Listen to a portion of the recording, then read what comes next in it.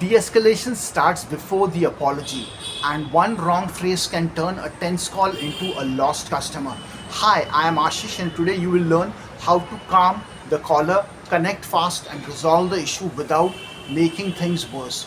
In this video, you will learn a simple de-escalation framework that helps you stay in control during difficult calls. You will also hear phrases that lower intensity and rebuild trust, and we will walk through a billing dispute step by step so you can see the process in action. When a caller is upset, your first job is not to solve the problem. Your first job is to reduce the heat. If the caller is at a 10, you do not jump straight into policy. You start by showing control, calm, and respect. That changes the tone of the whole call. Use the simple flow: calm, connect, resolve. Calm means you slow the moment down.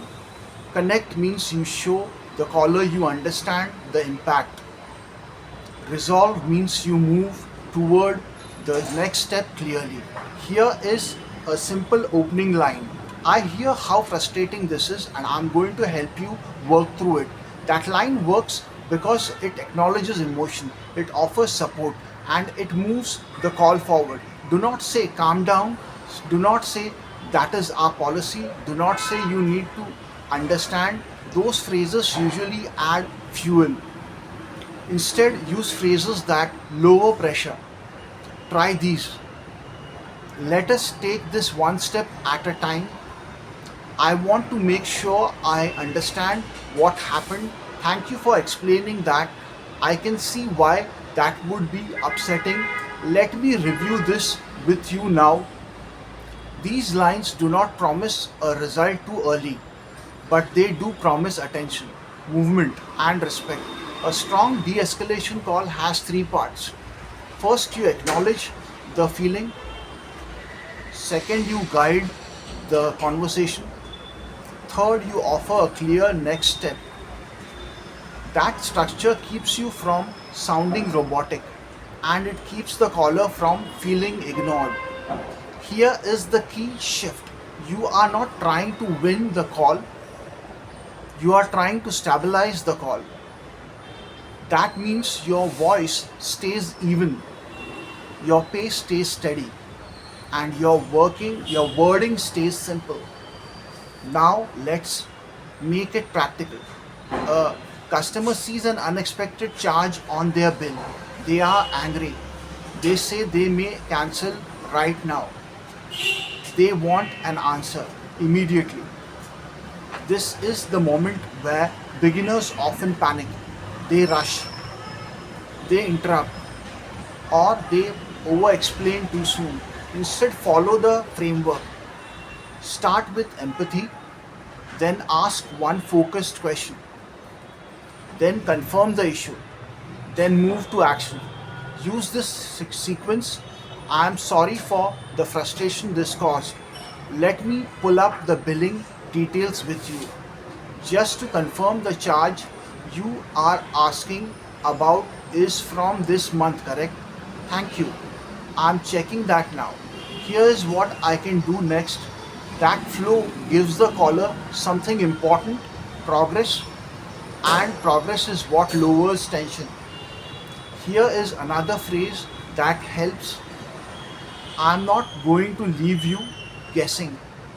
That line builds trust fast because anxious callers mainly want certainty. Use it carefully. Only say it if you are ready to explain the next step clearly. Now let us do a live call demo. Thank you for calling. I am sorry this charge has been frustrating. Let me look into it with you now.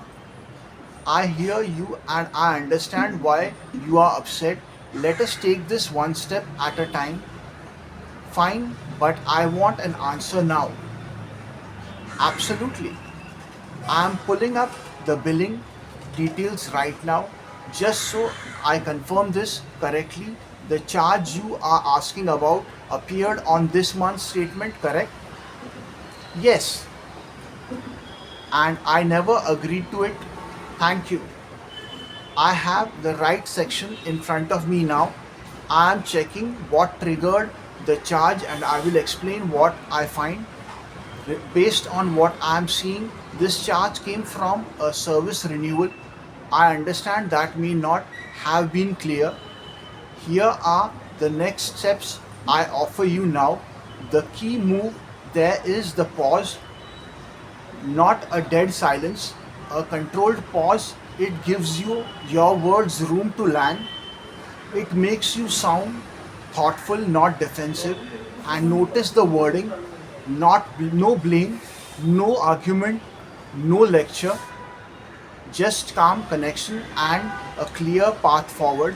Here is the coach note: slow down after the empathy line, then use the customer's words when you confirm the issue.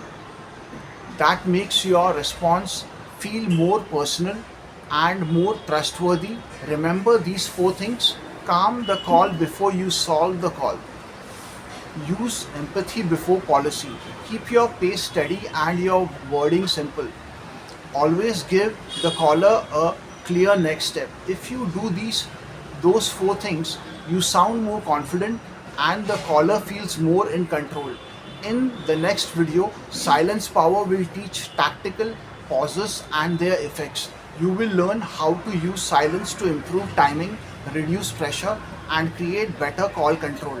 Before we wrap up, make sure you subscribe for more contact center training and real call scripts. If you found this helpful, please subscribe now. My channel helps you master the finer nuances of voice process in an US contact center. Like this video if it helped you and share it with a teammate who handles tough calls. Remember the formula: calm, connect, resolve. Keep your voice steady, keep your words simple, and take the next call with confidence. See you in the next one.